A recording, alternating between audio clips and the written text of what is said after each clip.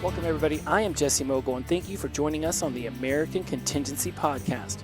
We are a united, nationwide community of steadfast Americans ready for any challenge that comes our way. We inform, equip, and train so you can prepare, respond, and recover from any man-made or natural disaster or situation. And speaking of natural disasters or situations, Mother Nature is ferocious. And when she turns her eye toward us and decides to bring the pain, a lot of mischief in our communities can occur, and some of it can be rather deadly and destructive, and others can just be more of an annoyance and more of things to complain about in the morning. And last night we had one of these opportunities here in North Alabama when a lot of storms rolled in around the region, whether it be up near Franklin, Tennessee, out in Scottsboro, Alabama, here in Huntsville where I live, trees down, power lines down, actual tornadoes touching the ground, going over Interstate I-65. A lot went down last night. And the community saw it coming. The National Weather Services saw it coming. I was actually supposed to attend a concert at the Orion Amphitheater last night, and that was delayed at first and then outright canceled around 7 p.m. because of the potential to have tornadoes and severe weather storms. And they were correct, and it was very wise of them to postpone the show to tonight. It was tomorrow night, last night when I found out, but it was definitely happening tonight now. So what I've decided to cover for this episode is some of the ways in which I was able to bring some level of stability and comfort to my family as the storms were rolling in. The stability and comfort I brought to my family was able to stretch out into our cul-de-sac and to other neighbors whom were communicating with the neighbors we were communicating with. So we don't have one primary channel of communication within the neighborhood, although some people do utilize Facebook in that regard. When it came to the storms last night, we had some neighbors reaching out to us. And once they did that, which I sort of foresaw because the phones all went off with the warning about potential tornadoes and to seek shelter. We have one particular neighbor who's new to this community who gets concerned about weather patterns much quicker than others in the cul-de-sac. So once she reached out to me and had told my girlfriend that they were thinking about going to a shelter, I reached out to Thom. Because, as you know, he's been on the show quite a few times. Thom has a lot of experiences in these matters. And so as I was texting him and he was looking at his myriad of apps and watching his YouTube shows and keeping an eye on the weather, he was able to bring some information to me, which I was then able to relay to my girlfriend, her son, myself. I was slightly concerned, and then everybody in the cul-de-sac, and that information was then dispersed out to everybody else. And so just by Thom having an ability to communicate with me and me having access to Thom, I was able to calm down. Who knows how far out that butterfly effect goes. So when I was thinking about the episode to shoot for today, I thought, well, why don't we just bring in what happened last night? Because this can happen anywhere in our country. And if for those of you who listen outside of the United States of America, you too have weather patterns, and they may not be tornadoes, thunderstorms.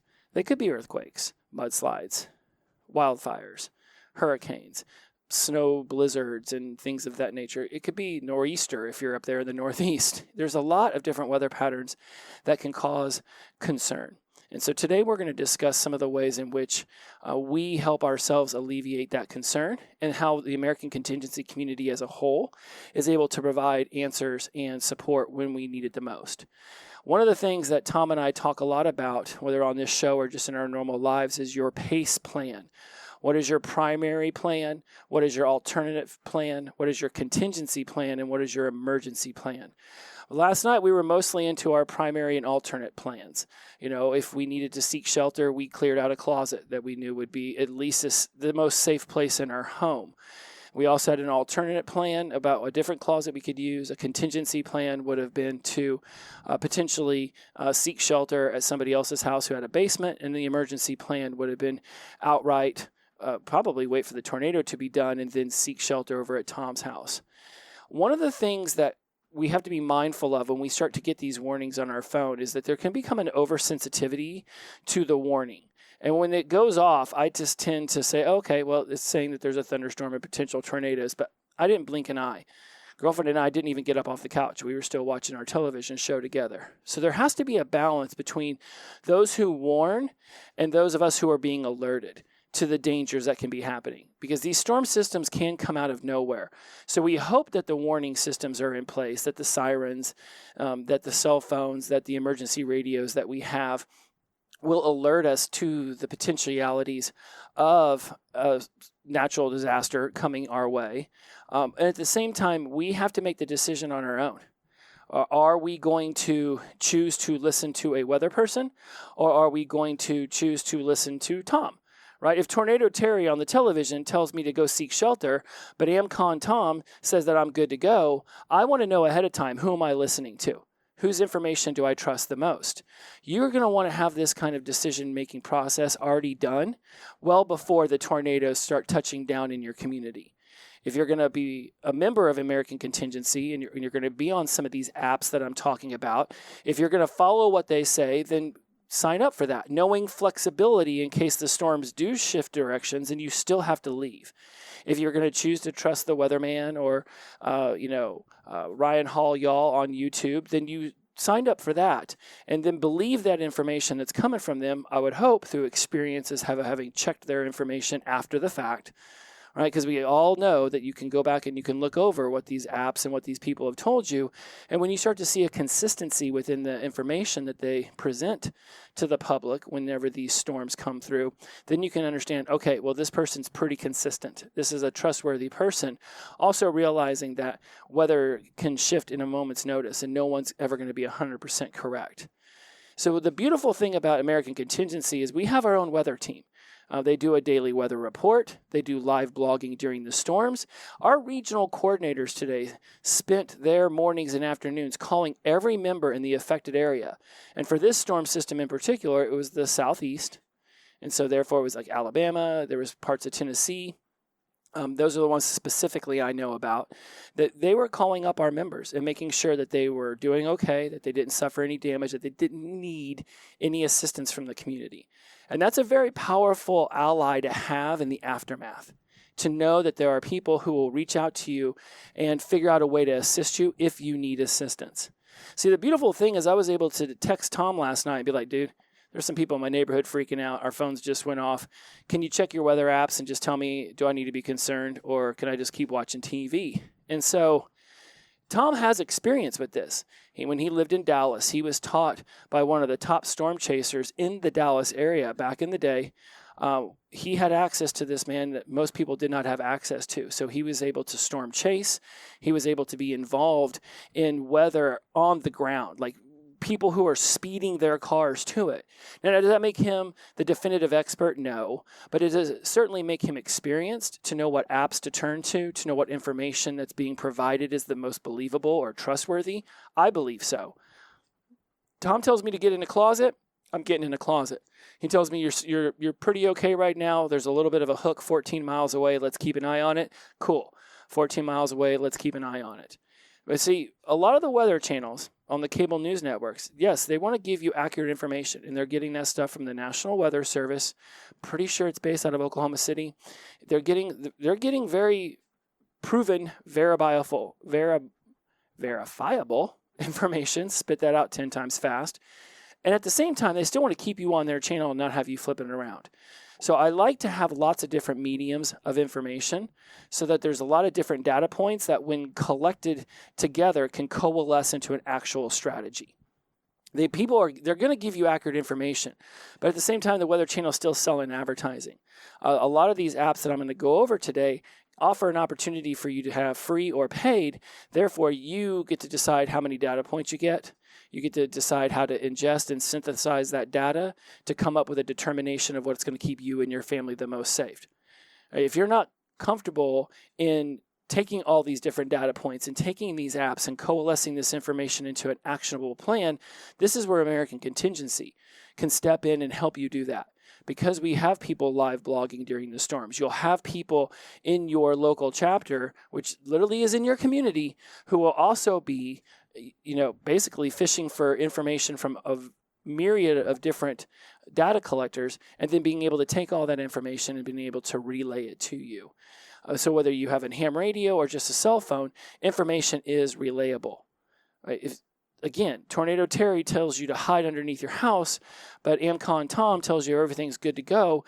There's obviously a difference in what the two people are telling you. So you still ultimately have to make a decision based on your own thorough, thought-out strategy. You want to make sure that you feel comfortable. If you want to go hang out at the 24/7 gym down the street from your house for 5 hours because you're afraid of the storms, then by all means, you do you. But also, if you decide that you're going to stay at home, realize that just because somebody gave you that information and said, yes, I think you could stay home, and it's not on them to make sure that that final decision is their fault or their honor. It's up to you to make these decisions for yourself. Now, there's a lot of different ways that you can learn more about weather. There's courses online through the National Weather Service. You can just Google, National Weather Service courses, how to learn more about weather. There are a lot of different ways for you to be able to go locate this information in your own life. I'm not going to Google everything for you. You're going to have to do a little bit of legwork. But I am going to come at you today with some of the apps that Thom uses, because it's important to understand that when these storms come through, there is only so much information that can be rated as quickly as a storm can shift. There's either a growth in these storms or there's a decay, and this cycle is happening constantly.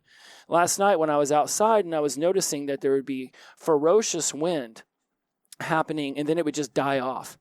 Like ferocious wind, just the rain coming down so hard, even hail, and then 20 seconds later it's just calm, and then a minute later it's back.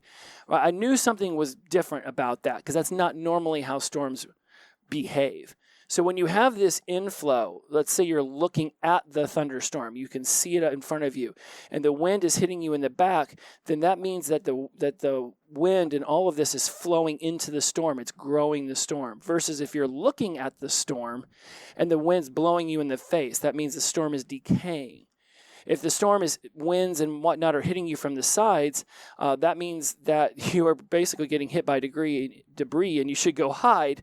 But conversely, when you're looking off in the distance, and let's say you see a funnel begin to form, if it's moving left to right, then at least you know it's not moving towards you. But if this funnel looks like it's standing still, it's either moving toward you or away from you. And according to Thom, those aren't good odds. And you want to get yourself positioned in a way that the storm looks like it's moving left to right from you. When the storm's hitting you from the sides, you're probably caught up in that wind, right? And this is where you start to see mud and the destruction of houses when it's caught up in that wind. So some of the ways that Thom and I discussed how you guys out there could be prepared for this would be to get yourself a weather radio. This may not look, feel, sound like exactly like a ham radio, but it's very similar. You can get one on our website if you'd like. You can get up to a $400 to $500 version of these radios, and you can also get one for less than $100. But it is fed by a radio signal, and it's battery operated. So therefore, it goes off whenever the radio signals say that the storm is nearby. So even if you lose cell phone connection or electricity, this storm radio is still going to work. And this signal, according to Thom, is something you do not sleep through. It also relays voice over it, so therefore you'll also be able to get weather information, just like a transistor radio. But whereas a transistor radio won't feed you a very loud signal that is guaranteed to wake you up, this weather radio will. And you can Google weather radios with an alarm or with a siren, and you'll be able to find these if you don't want to go check them out on our website. What's interesting is that Thom and I both discussed this today. We only received 2 phone alerts about potential thunderstorms and tornadoes, but yet there was 8 specific warnings last night, but only 2 were received by the phone. So that's 6 of them that were left out there for us to figure out on our own. So it's really important that we just have a lot of different opportunities to take in information and then decide what we want to do with that information. Some of the apps that Thom is a big fan of that he's been using for quite some time. The first one, Weather Underground, desktop and a phone app. It gives you regional views, it shows you weather patterns, and it also feeds information from individual weather stations and gives you reports on those. So you can have them on your phone or you can have them on your desktop. Radar apps that he's a big fan of would be Radar Scope, desktop and phone. There's a free and paid version. I think the paid version's up to $150 a year. The interface is slightly dated, but it does have access to webcams in your community. So here in Huntsville, there is a webcam on top of the Space and Rocket Center, on top of like an old Gemini Saturn rocket.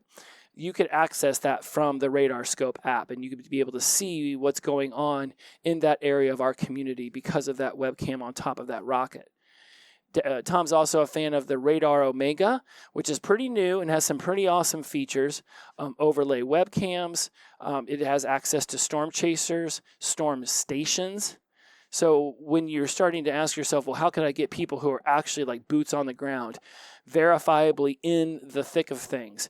Radar Omega, if a storm chaser is signed up with their service, will be able to feed you directly into their webcams on their cars if they're, again, hooked up to the internet. But these storm chasers are doing this stuff for a living. So they want to be those people who have access to the perfect shot, because they're ultimately looking for, one, to gather data on storms for scientific purposes. Yes, there is that legitimate reason. And then there's also a bit of that, let's sell this footage off and let's see what we can, create from this as a career opportunity. And I'm not going to fault anyone for that. Hey, if you're into that kind of thing and you want to adrenaline yourself straight into a storm, hallelujah for you. You may have just saved my family's life. Another app that Thom's a big fan of, IEMBot. This one monitors the National Weather Service chat rooms, and you can get warnings 2 to 3 minutes sooner than they would actually give the warning out on the television. Tornado is an app that's owned by Red Cross. There's also your local weather apps, and then the Storm Radar Weather Tracker. So Radar Scope, Radar Omega, IEMBot, Tornado, local weather apps, and Storm Radar Weather Tracker are 6 different apps that when I texted Thom last night, he was able to access in order to get information over to me. Lastly, we want to finish up with ham radio, because we talk about ham radio a lot, and we've done this so much. I'm not going to get into the depths of what a ham radio is or how you can achieve owning one. I think that we've covered that. If nothing else, Google will tell you where to go. But what's important about a ham radio is that there's a redundancy built into that network. So if a storm is taking out one area of your community, there are going to be relay stations for ham radios in other areas of your community that can be able to bypass the destruction zone and still get everybody the information that they desire to have. So if you were to lose cell service and lose access to the apps, but you had a ham radio, that redundancy that's built into the network would allow you to still be able to achieve information and, conversely, relay information back out to the community if you happen to be near the storm and able to spot it and able to give people information that they need. So you actually get to be part of the network, not just listening in and taking advantage of all the work other people have done for the network. And I say take advantage in a good way, not like take advantage of in a bad way. We're all putting this network together specifically to help one another out. That is the foundation of American Contingency. We want to be there for one another. We want to be building a community where people can rely on one another. So when you have one of these ham radios and you're able to relay information out, call for help if you need it, or hear somebody else's call for help, be able to hear somebody else's relay of information, now where there's a storm, there is a spotter. There are people who are looking for this to happen. So if a major cell is going through your community, I can guarantee you there are people who have been planning for this cell all day long and are chasing it down to get that information out there, to get that footage, to do with it as whatever they do with it after the fact is completely up to them. But in the moment, they are absolutely being the person who all of us can benefit from their quote-unquote daredevil mentality. Charge toward the storm and help people live through what could otherwise have been a very destructive moment in their lives. There are operators that are actively in pursuit of these storms. And of course, then you have your local weather guy. And something that I think is really important to remind you of, in case you forgot, is that if you were to lose your electricity and cell towers were to go down, and all you did have was the ham radio, but you wanted more information, you can get into your car, drive it away. That was the one thing I remember telling my neighbor last night. Do not get in your car down a dark 2-lane road and try to go to a school that's 4 miles away for shelter, when right now we know that we're good in our homes and we're not seeing these tornadoes within 20 miles of our house. Let's wait and find out more information. And we're not even sure if that school is open. We were never quite confirmed that that was even a reliable place to go. But one of the cool things about your car is it has radio service. And you can get on there and you can go to your local radio stations. And by law, they are required to provide weather information. Like most of these radio stations are automated now, and they're playing their music late night just through automation. Even if there's a DJ that happens to be talking, that can be pre-recorded as well. So the whole system is automated now, meaning that it can naturally just switch to the weather station's recording and therefore relay that weather information outwardly to the people who need it the most. And I'll close on this. Ryan Hall, y'all, is a YouTube channel, and again, I want to put links for all this stuff in the show notes. This guy has got weather trackers and storm chasers all throughout the land. And if there is a storm going down sideways somewhere in the United States of America, this dude has these people on speed dial. And there's been times where I've watched this with Thom, where there's like a primary camera in the middle, and then there's all these other little tiny cameras from other storm chasers. And he's got a switchboard, and he's moving them back and forth, and he's talking to the people live through their phones, and they're giving updates on where storms are at. It's a pretty amazing, intricate system. This dude's got almost 2 million subscribers. So while I don't make any money off telling y'all about Ryan Hall, y'all, I know that it's one of those services that Thom utilizes frequently. And when he showed it to me, I was all in. I was like, this dude's pretty rocking. He's got videos. I've got his page open right now where he's got, severe weather outbreak videos from May 8th, May 7th in, my region, in the Indiana, Ohio region. I mean, literally his thumbnails show you the exact region where he's got this. You can go back and listen to these videos, and then you can look at the aftermath and notice how accurate he is, because he's able to source from so many different data points, so many different people.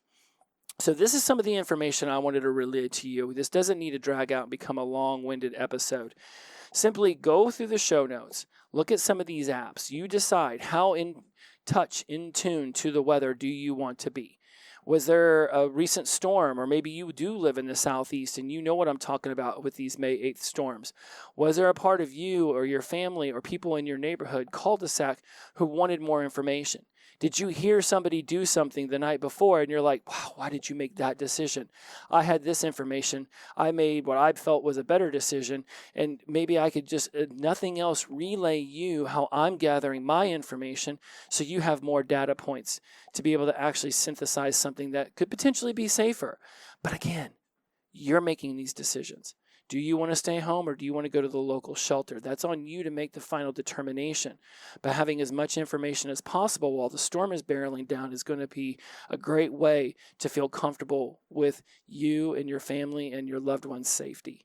By being able to text Thom last night and ask him what was going on, and having him relay me screenshots of where these cells were and what was going on, I was able to calm down my entire cul-de-sac, and they were able to then relay that information to other neighbors. So ultimately, Thom, there he is, helping me, and then that information goes off and helps another 50, 60, 70 people, who knows how many. This is an opportunity for you to decide. Do you want to be part of a community that calls you up the next day to make sure that you're okay? Or do you want to try to do all of this on your own? American Contingency exists to help you build the skills, the network, and the confidence to be ready for whatever comes next. So when you're ready to be part of a community that cares this much about your individual safety and the safety overall of not just our members, but of everybody in our communities, even those who haven't caught on yet to the amazing benefits of being an American Contingency, we want you to be the person that they know that they can rely on when they need some answers, when they need some information. If you want to join us, AmericanContingency.com is the way to go. We're here when you're ready. Hell, we'll keep the fire going. We'll keep the lights on for you so you can find your way. We'll talk to you next time. Stay safe out there. Gather information. Make a wise decision. It's the safety of your loved ones at stake here. Don't go into it blindly. Go into it informed. AmericanContingency.com can be the way for you to achieve that. See you next time. Bye-bye.